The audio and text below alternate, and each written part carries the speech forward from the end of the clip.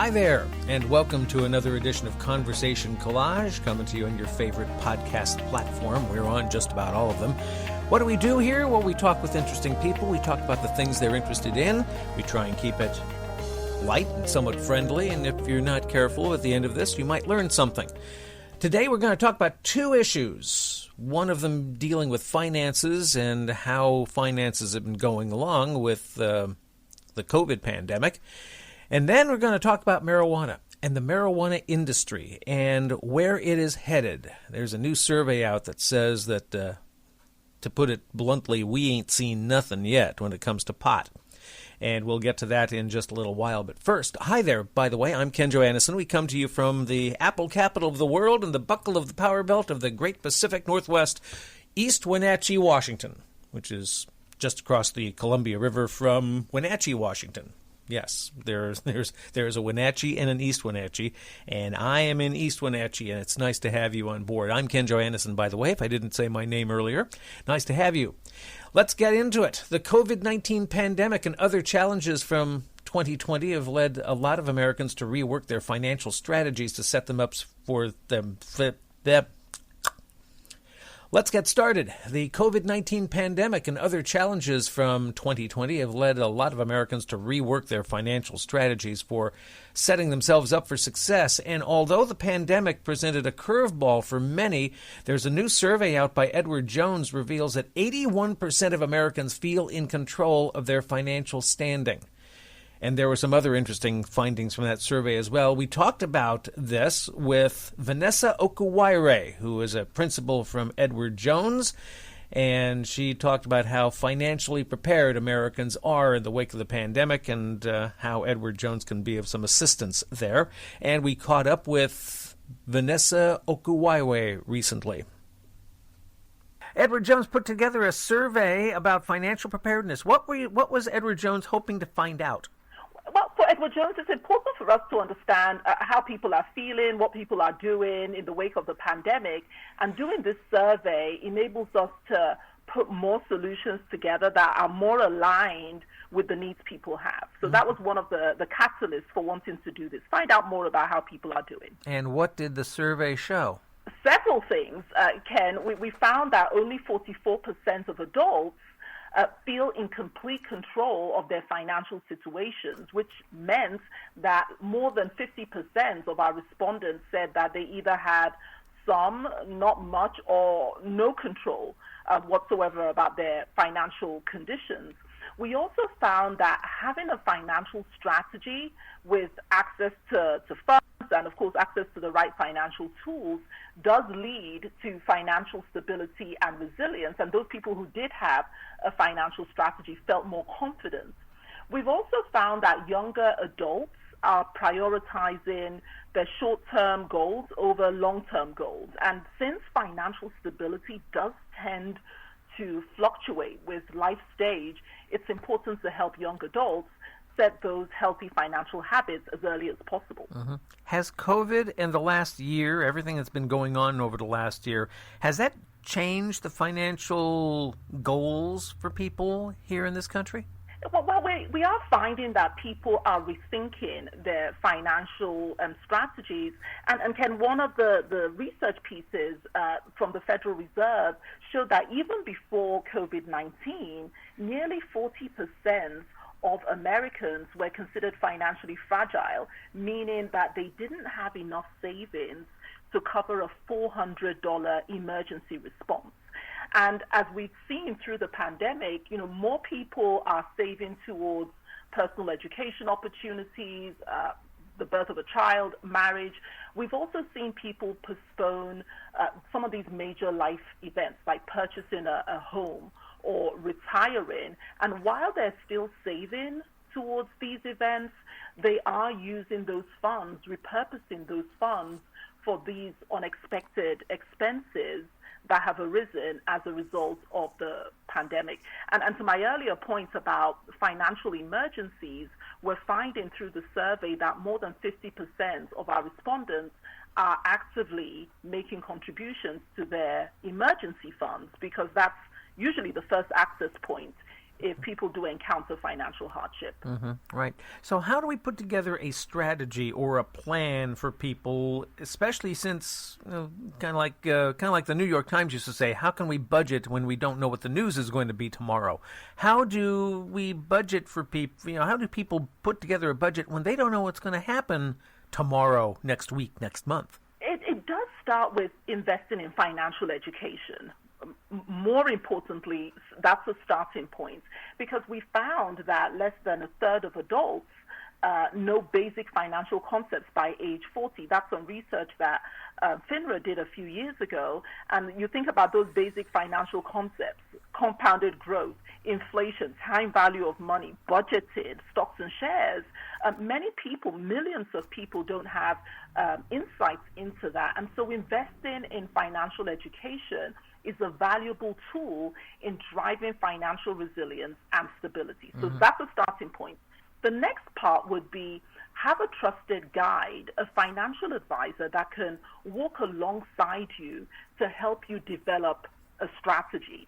That financial advisor gets to understand what your long-term goals are, what's your investment time frame, what's your comfort level with risk, and then builds a tailored strategy that aligns with whatever those goals are, whether that's purchasing a home or going on that dream holiday or having a certain percentage or certain amount of money in your investment portfolio. Let's talk about strategies. Knowing that everybody is different and everybody's goals is different or can be, how do we put together a strategy? What can you give us some ideas on strategies for doing whatever we want to achieve? Yes, of course. Again, starting with educating oneself. That's a key point. And then in paying yourself first. A lot of people neglect to do that. Having a systematic approach to investing is really important, because it takes the emotion of the market moves out of your decisions. You can really focus on that. And the other part would be sticking to quality. So think about all the things that go into building a financial portfolio. If you've got a portfolio that's focused on quality, you've got a diversified number of investments, which helps with a solid foundation, and you've got this long-term mindset, those are some good strategies to think about in order to make sure that you're achieving your financial goals. You mentioned paying yourself first. Does that mean taking something like 10% out of every paycheck and putting it into either a savings account or a money market fund or a mutual fund, something like that, something that maybe it's difficult to touch? Exactly right, Ken. And having a systematic way of doing it. So is that something that goes out as an automatic payment every month? Whether it's $50, $100, $500, it doesn't matter. The important thing is to start in a systematic manner. And it doesn't matter either if someone is a millennial, a baby boomer, or from Generation Z. It's really important to start somewhere, because being financially literate, starting early, really helps to drive higher levels of income eventually, higher levels of career satisfaction, and overall well-being. So there's a lot of value in starting to build those habits as early as one can. And if you didn't start early, then it's important to start today. There we go. It says here that 1 in 10 investors are starting to invest for the first time or increasing their investments. What do you have? What tips are there for first-time investors? Knowing that education is important, but what else is there? What else should they know? Well, there's a lot. So, Ken, there's a lot of financial noise out there. Don't follow recommendations that aren't designed for you or your goals. So people get excited about what they're reading about in media. Again, make sure that whatever you're doing aligns with your personal goals. And so having a financial advisor would help you do that. Another tip for first-time investors is really preparing for the unexpected. Now, none of us would have been able to predict a pandemic. Well, maybe some of the scientists would have been able to, but those unforeseen events could just derail one's plan. And so having that mindset, preparing for the unexpected, and thinking about this for the long term are some tips that I would recommend or suggest for our first-time investors. You started, that's a great thing, but let's make sure that you're doing this for the long term. Because we all hear about the stories where, one person is making a lot of money from a couple of trades that they got involved in, but successful individual investors are there for the long haul. It doesn't happen overnight. Vanessa, were there any surprises in this survey for you? As someone who's been in financial services for almost 25 years, not really. Again, which speaks to the importance of understanding the different cycles and the different markets. If you're in this for the long term, we tend to see the same patterns of behavior. But there wasn't anything shocking.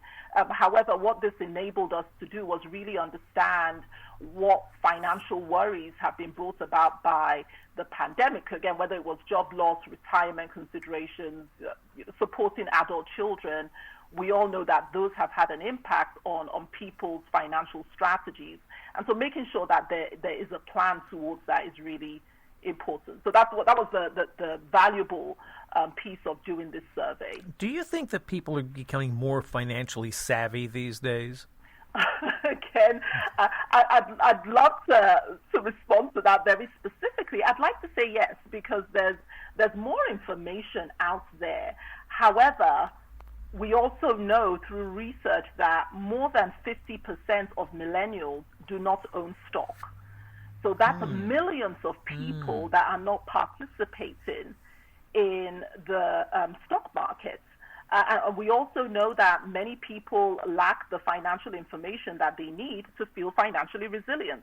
And so with that in mind, whilst attitudes are changing and maybe more people have understanding, we still have millions of people that are not participating. And that's what we're trying to do at Edward Jones, to build more economic inclusion and have that lasting financial resilience built for not just this generation, but for the next generation. Vanessa, I know I'm coming up on time here. Where can people find out more about this?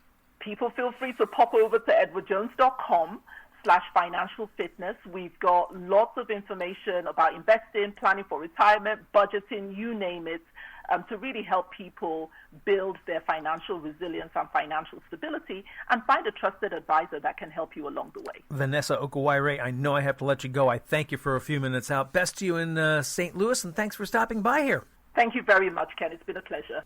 We caught up with Vanessa Okuwaire in St. Louis, and if you want to know more, again, the website edwardjones.com/financial fitness. And I need to mention that consideration for our chat with Vanessa was made possible by Edward Jones.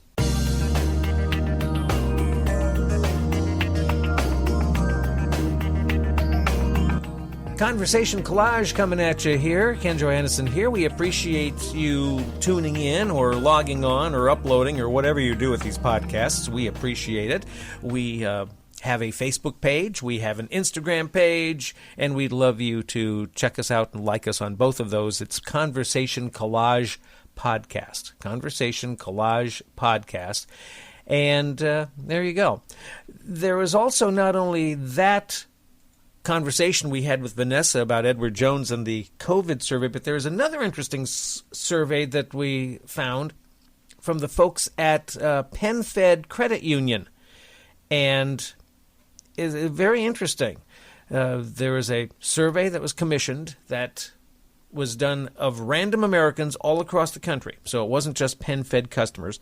And it shows that a lot of Americans who thought they would face financial struggles with the pandemic coming demonstrated more resilience and financial success than was predicted throughout the last year.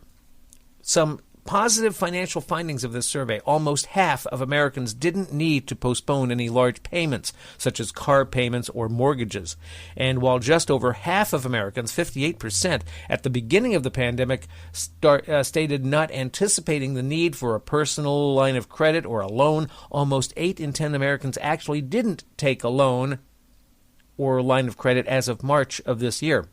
33%, one-third of Americans actually leveraged borrowed money for more positive expenses that include investments, 12% into homes, home repairs, stocks, upgrades, and large purchases, 21%.